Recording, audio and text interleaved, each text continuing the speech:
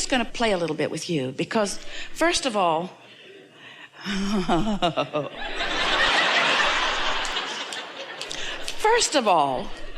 and we mean this in the nicest way, when all that is source energy is focused with you now in this powerful moment of creation, why are you worrying about what's going to happen once you're not focused here in this physical body? Why don't you just mind your own business?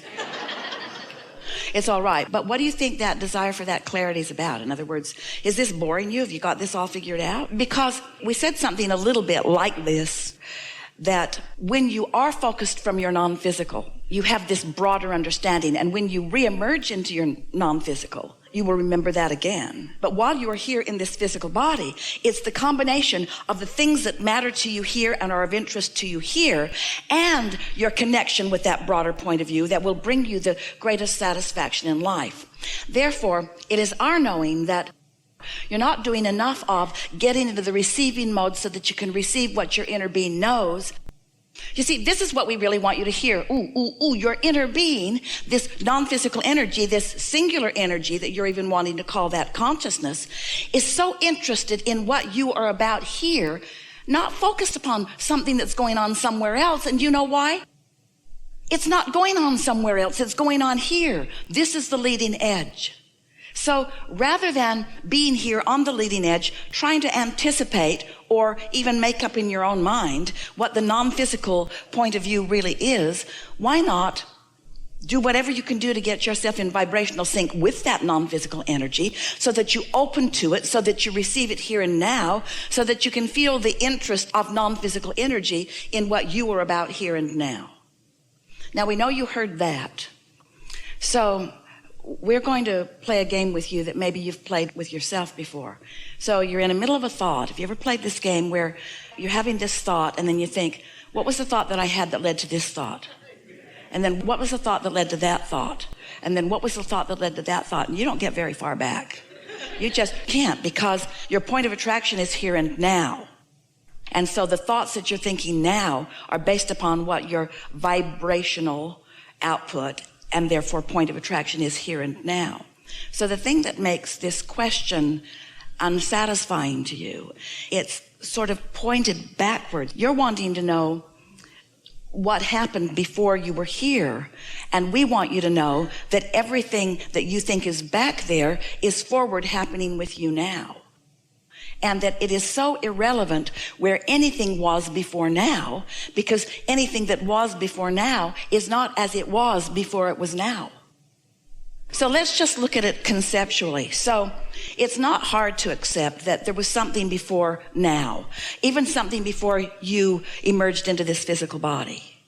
And we want you to understand that then you were a consciousness, and from your framework of thinking, you could say, I was a singular consciousness interested in flowing into this physical body.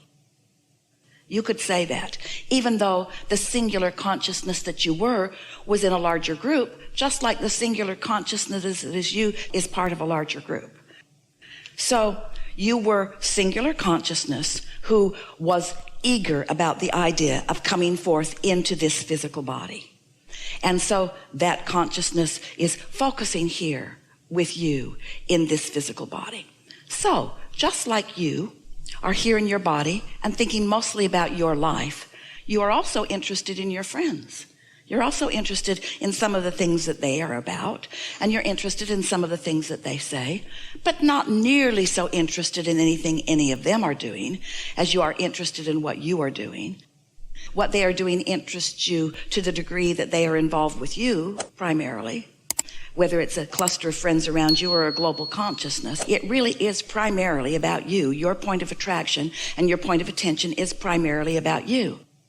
So understand that that non-physical point of view is that way too.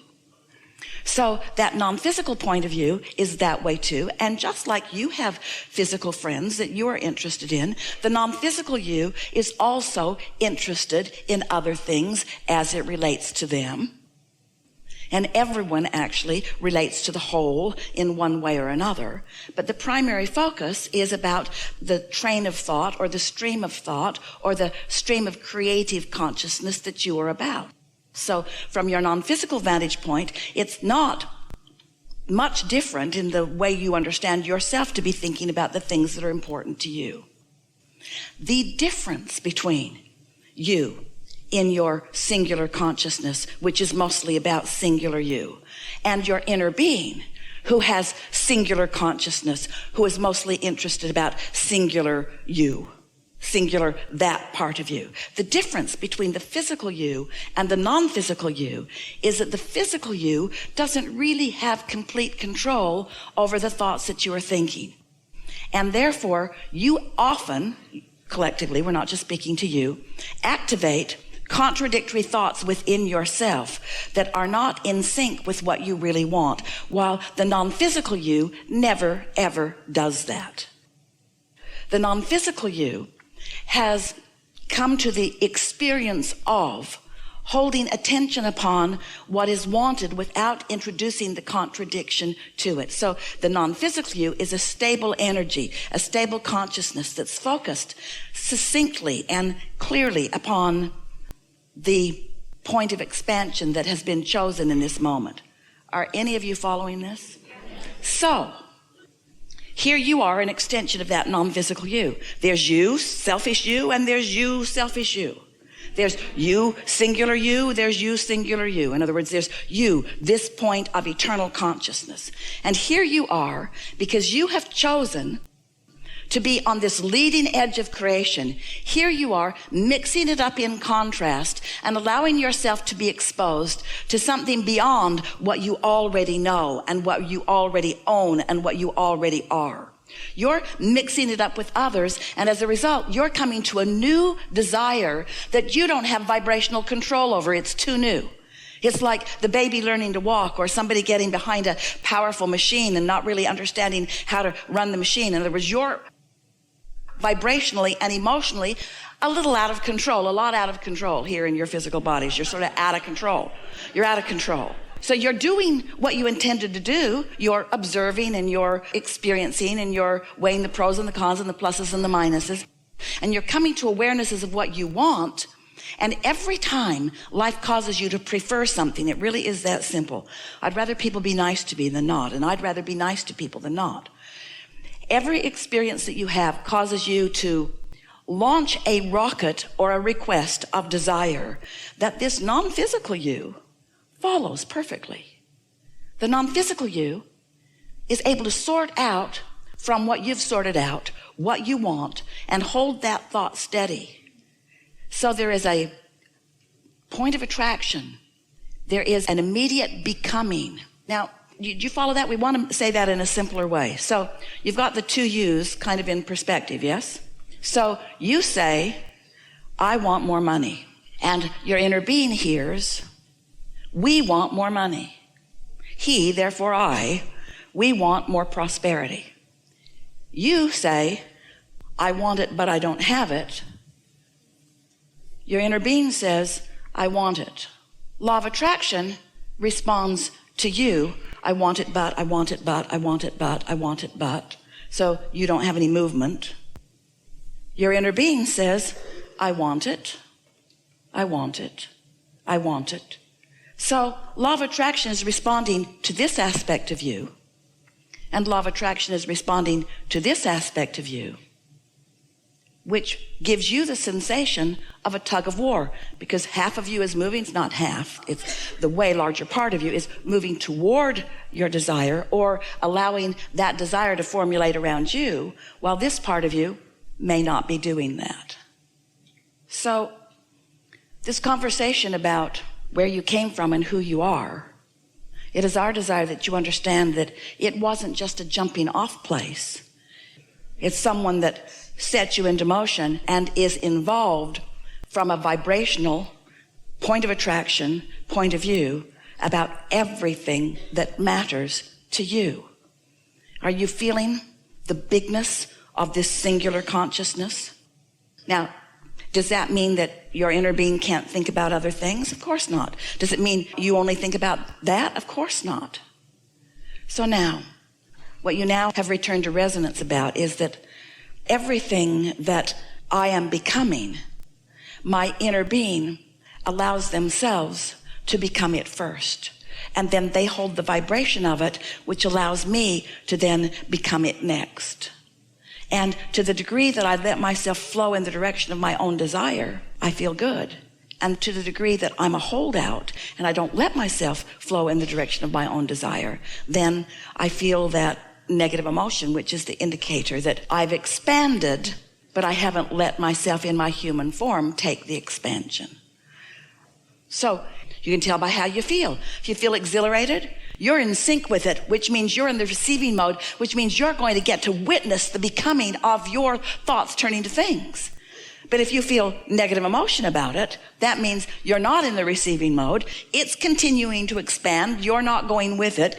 So every answer that you're looking for about what non-physical is about and what they're doing, it can be known by you as you are focused upon your experience and you allow yourself to let it that's already come forward into your experience be received by you.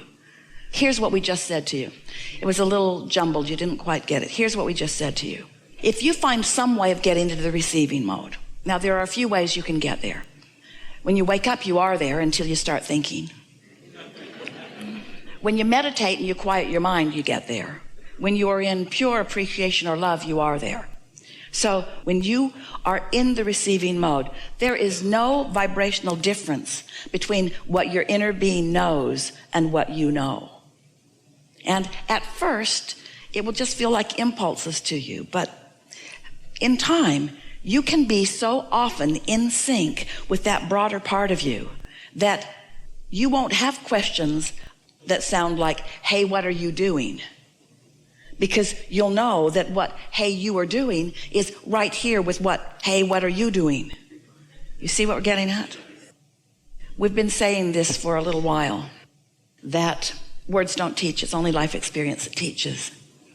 And most recently, we've been saying to you, if you will take the time to meditate every day and convince yourself, show yourself what the receiving mode of your source energy really is, so that you recognize a thought that comes from there as compared to a thought that comes from some other place.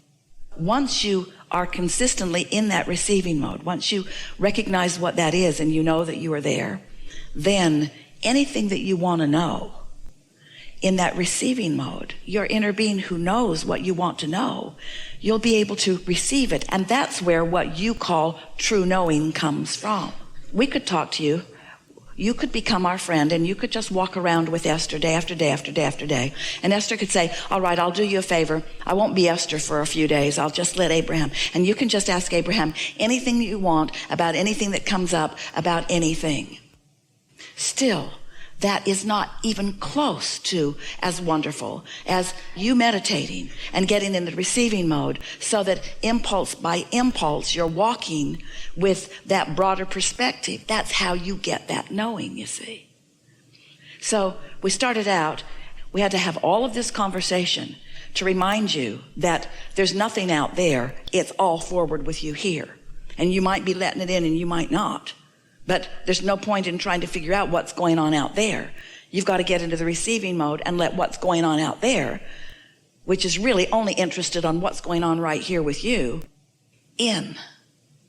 Most of you are here in your physical bodies, but you are not all here in the way you intended to be here. And so now you can't even ask that irrelevant question, can you? Because there was nothing about it that had anything to do with the way you really are or anything that non-physical really is.